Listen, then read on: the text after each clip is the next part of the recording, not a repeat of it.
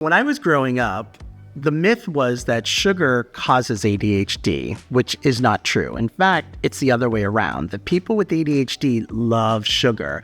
And it's not just a psychological effect. There's a neurobiological reason for that. Sugar stimulates dopamine, and an ADHD brain is more rewarded by sugar than a non-ADHD brain.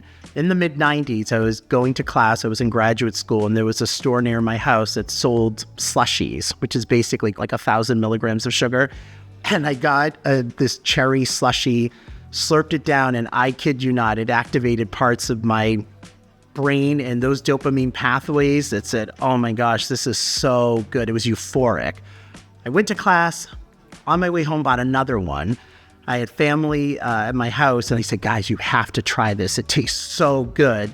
They were like, whoa, you seem a little bit too excited about, this slushie. And they tasted it, and they were like, oh my gosh, this is so disgustingly sweet. And I'm like, yeah, I know. That's what makes it taste so good. But the serious side to that is that we know that people with ADHD have a higher tolerance for sugar.